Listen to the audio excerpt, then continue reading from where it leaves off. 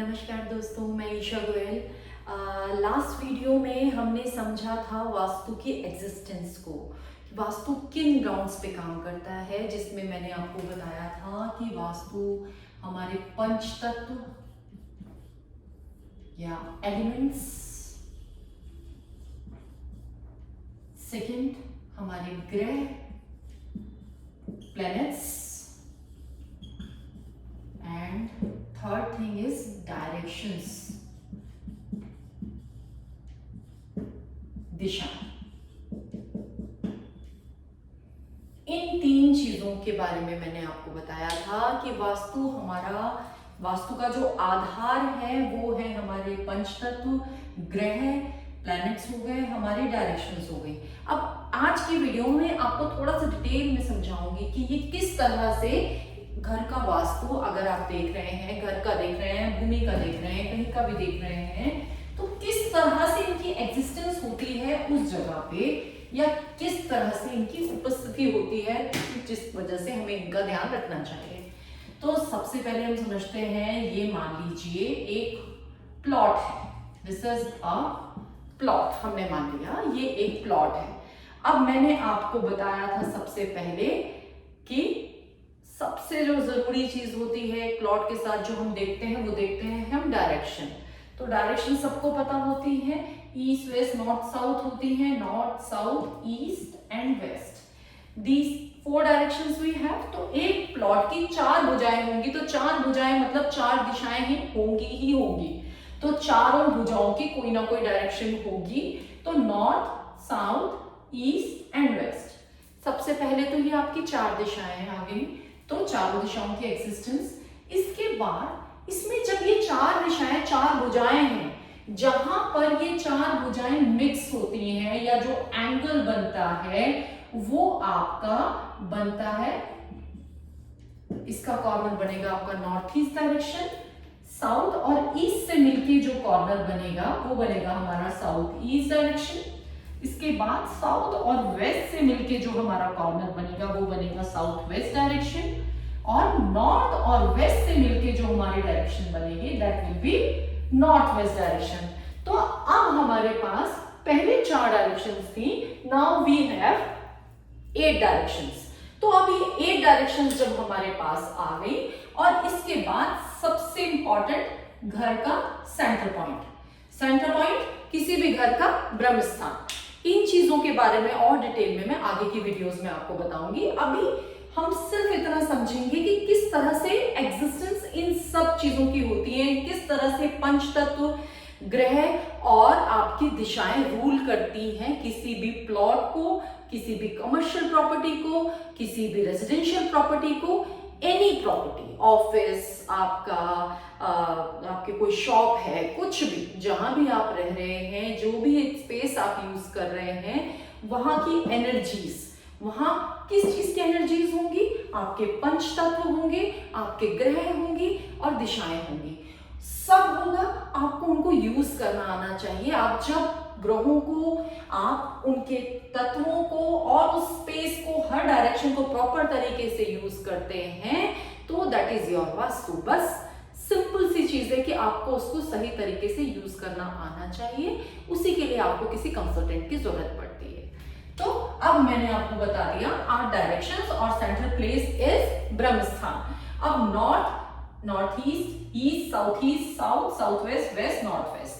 अब ये जो हमारे पास बनी, तो सबसे पहले मैंने आपको जो बताया था वो थे हमारे पंचतत्व। अब पंच तत्वों को सबसे पहले मुझे इसमें प्लेस करना है। पंच तत्व हमारे पास 5 एलिमेंट्स हैं। तो नॉर्थ ईस्ट की डायरेक्शन, जिसको हम कहते हैं ईशान कोण, ईशान कोण का जो एलिमेंट है दैट इज जल, या फिर आप कह सकते हैं वाटर। ठीक है, तो पहला एलिमेंट हमारा कौन सी डायरेक्शन को अलॉट हुआ, नॉर्थ ईस्ट की डायरेक्शन को जल तत्व हमने अलॉट किया। इसके बाद हम आ जाते हैं साउथ ईस्ट की डायरेक्शन, दैट इज आग्नेय कोण। आग्नेय कोण, जैसे नाम से ही हमें पता चलता है, तो इस डायरेक्शन की जो तत्व आपका बनेगा वो बनेगा अग्नि, मीन्स फायर। फायर तत्व आपको साउथ ईस्ट के डायरेक्शन को अलॉट हुआ। इसके बाद साउथ वेस्ट की डायरेक्शन मतलब आपका नैऋत्य कोण, नैऋत्य कोण साउथ वेस्ट, इस डायरेक्शन का जो तत्व होगा वो होगा पृथ्वी तत्व, अर्थ एलिमेंट। इसके बाद नॉर्थ वेस्ट, नॉर्थ वेस्ट की डायरेक्शन इज वायव्य कोण, वायव्य कोण, तो इस डायरेक्शन का जो तत्व होगा वायु, एयर, एयर एलिमेंट। तो अभी हमने 4 आपके एलिमेंट्स प्लेस किए, जल तत्व हुआ, अग्नि तत्व हुआ, पृथ्वी तत्व हुआ, वायु तत्व हुआ। अब हमारे पास एक एलिमेंट बचा, तो वो एलिमेंट जो होगा आकाश तत्व, that will be in the centre of your house. तो आकाश तत्व आपके घर का सेंटर है। पहले के टाइम में जब घर बनाए जाते थे तो बीच में चौक छोड़ा जाता था, तो वो चौक का मतलब ही ये होता था कि वो वहां से आकाश की रोशनी डायरेक्ट वहां पर आए। दूसरी चीज, ब्रह्म स्थान है तो हल्का रहे, वहां हमें कुछ नहीं बनाना है। ब्रह्म स्थान बहुत इंपॉर्टेंट होता है। ब्रह्म स्थान एक, अगर ह्यूमन बॉडी को देखें या वास्तु पुरुष की बॉडी को देखें, तो this is the central place, this is your nabhi part, this is your back. तो हमेशा इस एरिया को, ये सेंसिटिव पार्ट होता है, हम कोई वजन नहीं बनाते, कोई बीम नहीं बनाते, कोई वॉल्स नहीं बनाते। तो ब्रह्म स्थान पहले के टाइम पे बीच में चौक छोड़े जाते थे, बट आज के टाइम में चौक के लिए स्पेस नहीं है, छोटे छोटे फ्लैट्स में लोग रहते हैं, तो हम वो पॉसिबल ही नहीं है।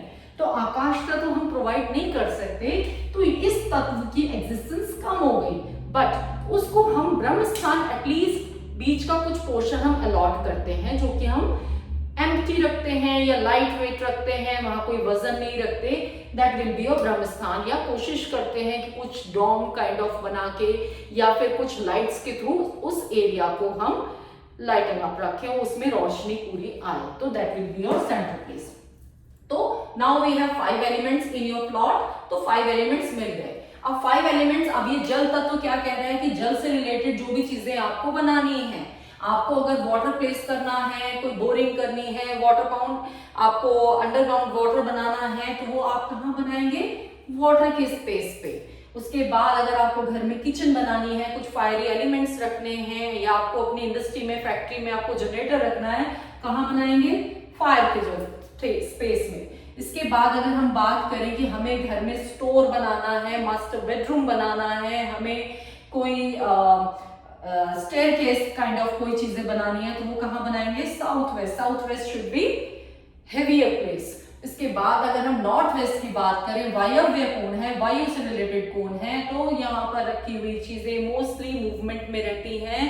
गेस्ट बेडरूम बना सकते हैं, कभी किसी लड़की की अगर शादी नहीं हो रही है, इस तरह के क्वेश्चंस आते हैं, तो वो मूवमेंट के लिए this is the best place, वायव्य कोण। अगर आपका कोई स्टॉक रुक गया है, तो वो भी आप नॉर्थ वेस्ट की डायरेक्शन में रखें, तो वो भी मूवमेंट में आ जाएगा।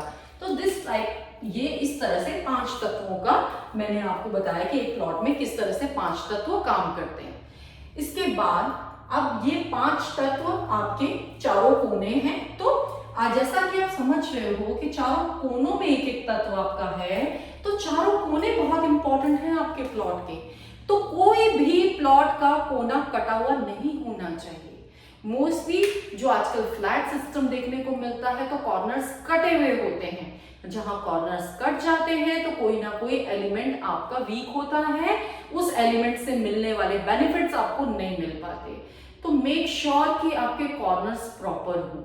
कोई भी घर आपका स्क्वायर हो या रेक्टेंगुलर हो, बट कॉर्नर्स उसके प्रॉपर होने चाहिए। नेक्स्ट वीडियो में मैं आपको इसी में प्लैनेट्स की एग्जिस्टेंस बताऊंगी। Thank you for watching my videos.